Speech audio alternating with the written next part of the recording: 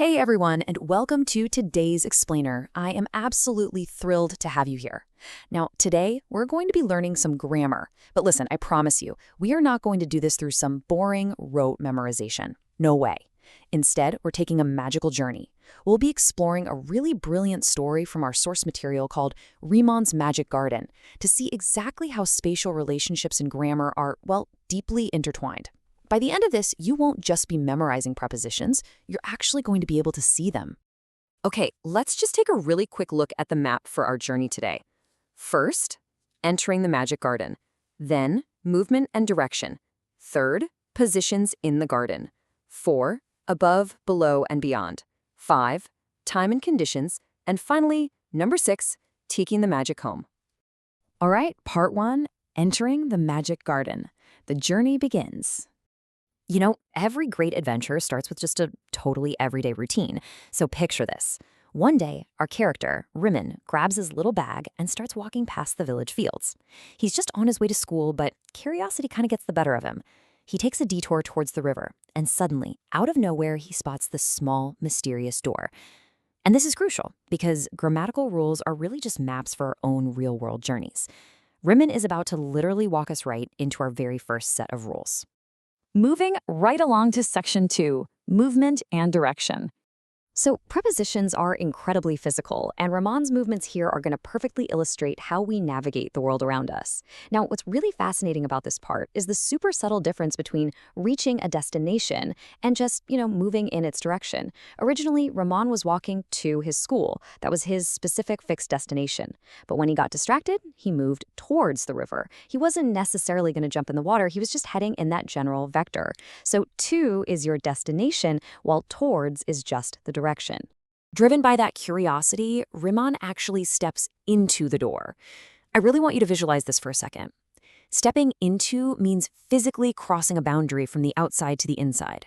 And once he's in there, he walks through the magical trees, passing completely across the space from one side to the other. Do you see how physical this language is? You can practically feel the space closing in and then opening right back up as you use these words. Before we get too far, let's just do a super quick recap of these physical building blocks. Our source material gives us this fantastic array of movement terms, just based on Riemann's exploration.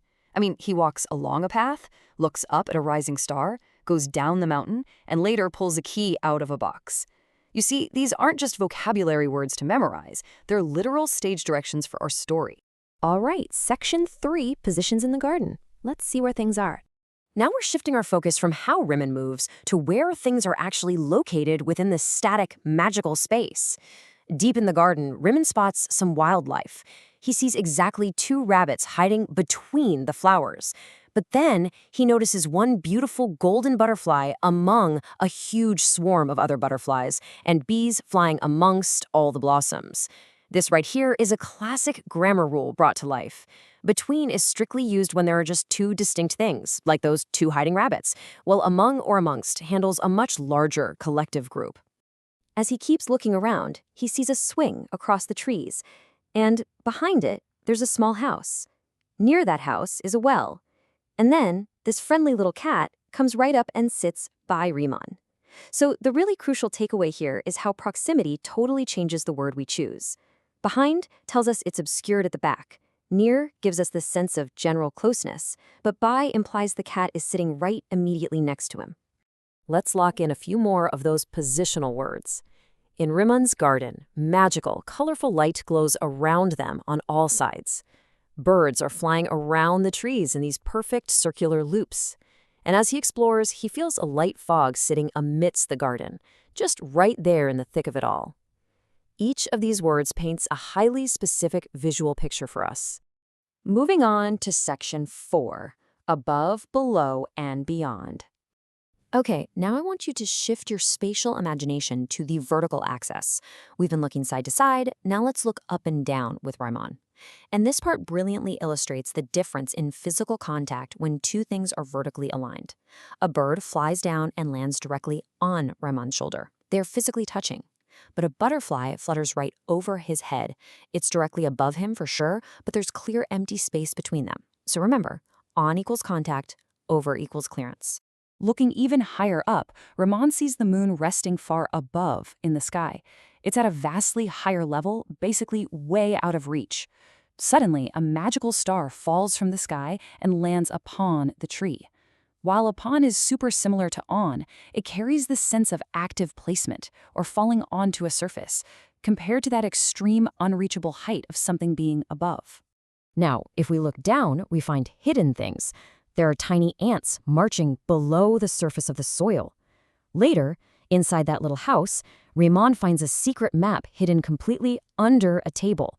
And looking at that map, he realizes there is an entirely new, mysterious forest beyond the distant mountains, completely out of his current reach.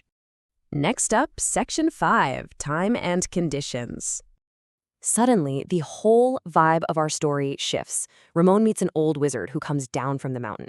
And this is exactly where we transition from exploring physical space to understanding rules, conditions, and the flow of time.